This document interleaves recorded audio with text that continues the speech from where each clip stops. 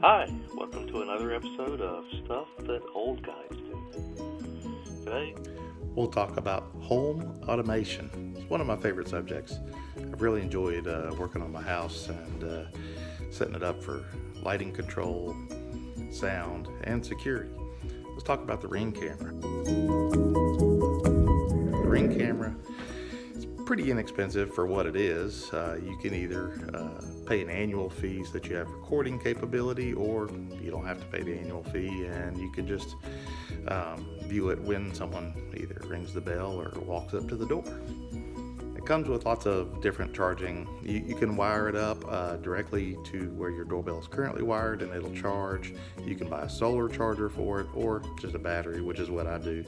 And the battery lasts for months, so you take it off one day every couple months, put it on charge, then reinstall it. It does take a special tool, so you want to make sure that you do not lose that tool. Next, we'll talk about lighting control. So about a year ago, purchased several brands just to kind of test them out, and they've been working pretty successfully for a year now. One is Gosund, one is Treat Life, Tesson. And one of the reasons I did this was also I had different needs. In some locations I needed a three-way switch, some locations I needed a three-way dimmer, other places I just needed just a normal switch or just a dimmer.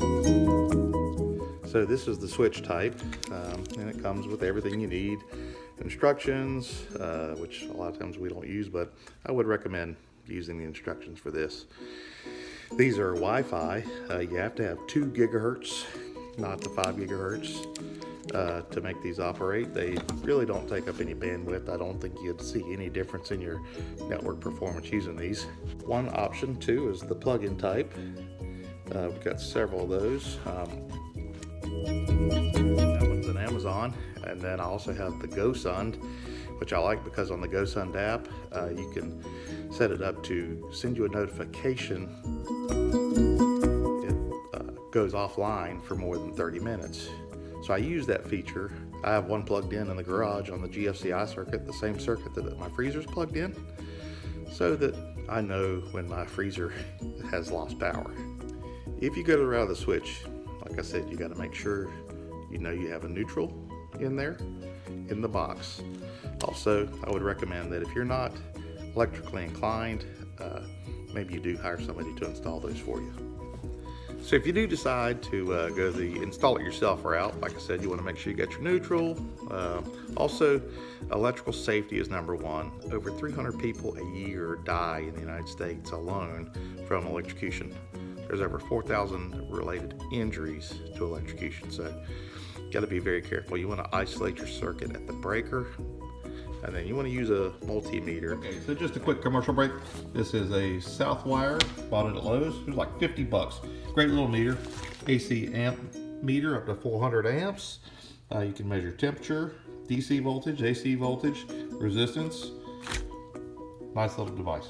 And verify that the circuit and all other circuits in the box that you're working in are at zero energy, off. Another option you can go if you don't want to install switches is you can get the smart bulbs, which some are really nice. You can adjust the hue, color, temperature, lots of different settings. Some are just on and off, but some have some really nice features, and all of them can be controlled via voice through Alexa or Google.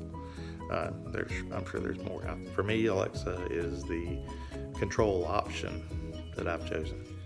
I mean, along with all the different things that you can do with Alexa, it integrates with Amazon Shopping, Amazon Music, all the Amazon features, as well as they've got partnerships with lots of other media sources that really work well together. So I've got dots throughout the house. So I've got the main Alexa in my kitchen, and then so I can make an all announcement, use it as an intercom, or communicate from my cell phone directly to my daughter's dot, get her out of her room, do whatever I need to do.